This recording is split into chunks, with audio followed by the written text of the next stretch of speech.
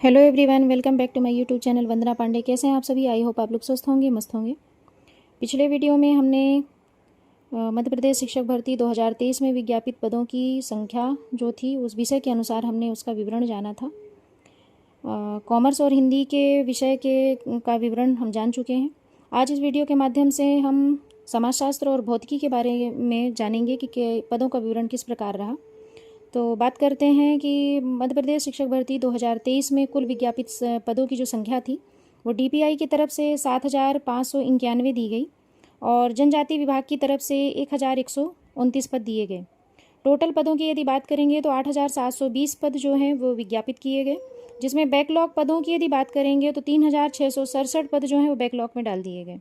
अब यदि फ्रेश पद की यदि हम बात करेंगे तो वो 5,000 केवल 53 पद ही ऐसे बचे हैं जिसमें सीधी भर्ती की जा सकती है और सीधी भर्ती की जो प्रक्रिया है वो चल रही है।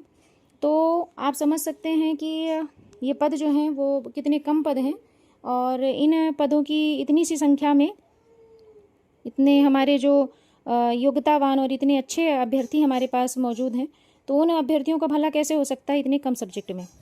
आप समझ सकते हैं, इन पदों के विवरण से आप जान सकते हैं कि मध्य प्रदेश शिक्षा विभाग ने जो योग्य अभ्यर्थी हैं उनके साथ में कितना बेतुका मजाक किया है, उनकी योग्यता के साथ किया है, उनके परिश्रम के साथ में किया है।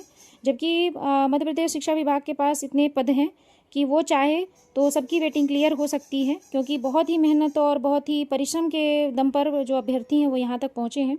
तो आशा है कि ये वीडियो मध्य प्रदेश सरकार तक भी पहुँचे और वो कैंडिडेट्स के बारे में कुछ ना कुछ समझें कि ये जो उन्होंने किया है नाम मात्र के पद निकाल के, ये अच्छा नहीं किया है। उनकी योग्यता के साथ में मजाक जो हुआ है ये अच्छा नहीं है। तो आगे देखते हैं कि जो मध्य प्रदेश शिक्षक भर्ती में जो पदों का जो विवरण है, आज हम 2 सब्जेक्ट फिर से लेके आए हैं। तो आज हम बात करेंगे फिजिक्स और समाजशास्त्र की। इसमें फिजिक्स की यदि बात करेंगे तो इसमें कुल पदों की जो संख्या है वो डीपीआई की तरफ से 611 और जनजाति विभाग की तरफ से 166 पद जो हैं वो विज्ञापित किए गए। टोटल यदि पदों की हम बात करेंगे जनजाति और डीपीआई को प्लस करके तो 777 पद जो हैं वो फिजिक्स के लिए यानी कि भौतिक शास्त्र के लिए दिए गए थे। इसमें बैकलॉग यदि पदों की बात करेंगे तो 367 पद जो हैं वो बैकलॉग में डाल दिए गए।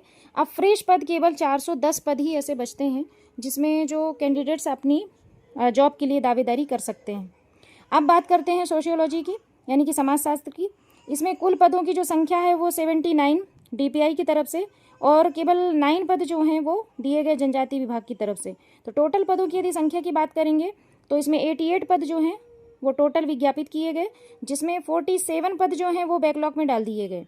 अब फ्रेश पदों की यदि बात करेंगे तो केवल 41 पद ही ऐसे बचते हैं जिसमें जो न्यू कैंडिडेट्स जो हैं सीधी भर्ती के वो अपनी दावेदारी 41 सब्जेक्ट में 41 पदों पर कर सकते हैं। अब बात करते हैं आवेदकों की संख्या पे।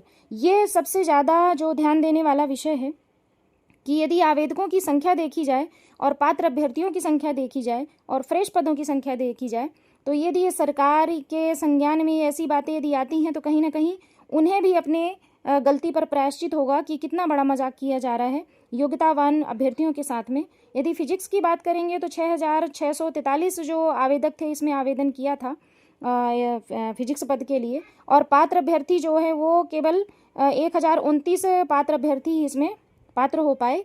जबकि फ्रेश पदों की यदि संख्या की बात करेंगे तो 410 पद ही इसमें फ्रेश बचते हैं, जिसमें 1,029 पद जो हैं वो इसमें कई कैंडिडेट्स हैं ऐसे हैं जिनकी वेटिंग में नाम आ गया है। अब 410 पद इतने ज़्यादा 1,029 जो हैं इतने ज़्यादा अभ्यर्थी नहीं हैं जिनकी वेटिंग क्लियर नहीं की जा सकती है। सरकार यदि चाहे इसमें विचार करे, यदि शिक्षा विभाग यदि विचार करे, ये नाम मात्र के यदि पद देखे जाएँ 400 पद जो ये 410 पद जो ये नाम मात्र के दिए गए हैं, तो यदि सरकार इसमें विचार करती है तो 1,029 पदों की टोटल जितने कैंडिडेट्स सभी की वेटिंग क्लियर हो सकती है यदि सरकार चाह ले तो। क्योंकि सरकार ने एक बहुत बड़ी कहा जाए एक मेजर मिस्टेक की है और उसको सुधारना सरकार का एक तरह से कर्तव्य बनता है। तो देखते हैं कब तक में सरकार इसमें संज्ञान लेती है। यदि बात करते हैं इसमें समाजशास्त्र के में इसमें जो पद हैं सोशियोलॉजी के उसमें 8,074 आवेदकों ने इसमें आवेदन किया था, जिसमें पात्र अभ्यर्थी जो है वो 310 ही। अब इसमें ये सबसे ज़्यादा इसमें समझने वाला विषय है कि देखिए इसमें कितना बड़ा मजाक इसमें किया गया है कि 310 जो हैं अभ्यर्थी ही पात्र हो पाए इसमें, जबकि 41 जो है इसमें फ्रेश पद दिए गए हैं। तो क्या सरकार के पास इतना पुनः विचार करने की शक्ति नहीं है कि 310 कैंडिडेट्स सभी की वेटिंग क्लियर हो जाए? क्या 300 पद नहीं बढ़ा सकती सरकार?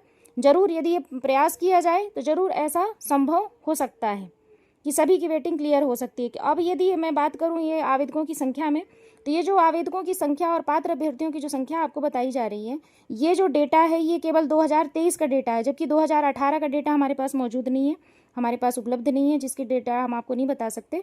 तो ये केवल 2023 का डेटा है। अब 2025 में जो भर्ती होने वाली है, तो ये सबसे बड़ा समझने का विषय है कि ये जो संख्या है आवेदकों की, ये डबल होने वाली है। पात्र अभ्यर्थियों की संख्या भी डबल से तिबल होने वाली है और उतने में कंपटीशन बहुत ज़्यादा बढ़ जाएगा। और ये सरकार का यदि यही रवैया रहा नाम मात्र के पद निकालने का, तो हो सकता है कि ये मध्य प्रदेश की जो शिक्षा व्यवस्था है ये कहाँ पहुँच जाएगी। दूसरी बात, 410 यदि इसमें जो फ्रेश पद दिए हैं और 41 जो फ्रेश पद दिए हैं, इसमें अभी 25% जो है वो गेस्ट के भी हैं, कैटेगरी वाइज भी है, इसमें पद जो है बढ़ जाएंगे। इसमें एक चीज़ जरूर कही जा सकती है कि जो महिला उम्मीदवार हैं वो 50% आरक्षण के साथ में है। दूसरी बात, यदि 25% उन्हें गेस्ट फैकल्टी का भी मिलता है और यदि EWS वगैरह, तो कहीं ना कहीं वो थोड़ा सा ऐसा महसूस कर सकती हैं कि सेफ जोन में है वो, क्योंकि जो इसमें कैटेगरी है, कैटेगरी भी 12 से 14 जगह आई है। जो रिजल्ट आया है, जो वेटिंग लिस्ट जारी की गई है, वो एक कैंडिडेट्स की यदि वो EWS भी है, गेस्ट भी है और महिला है और अपनी कैटेगरी का भी, तो करीबन 12 से 14 जगह उनकी कैटेगरी आई है। तो हो सकता है कि यदि पद गवर्नमेंट अच्छे बढ़ा देती है तो कहीं ना कहीं तो उनके चांस बनते हैं, क्योंकि अभी जो फर्स्ट लिस्ट है वो भी जारी नहीं की गई। कितने जो उम्मीदवार हैं, कितनों का सिलेक्शन हुआ, ये भी अभी वेटिंग लिस्ट जारी नहीं की गई। तो जब वो वेटिंग लिस्ट जारी की जाएगी तो जिन्होंने ज्वाइन कर लिया है तो उनका भी अभी अपनी लिस्ट से नाम हटेगा। तो कहीं ना कहीं जिनकी वेटिंग ज़्यादा है तो उनकी वेटिंग कम होने की संभावना हो सकती है। तो आशा है कि जानकारी आपको अच्छी लगी होगी। जानकारी अच्छी लगी तो इसे लाइक करें, शेयर करें, सब्सक्राइब जरूर करें। मिलते हैं आप अगले वीडियो में अपन 2 सब्जेक्ट के साथ में। Thank you for watching.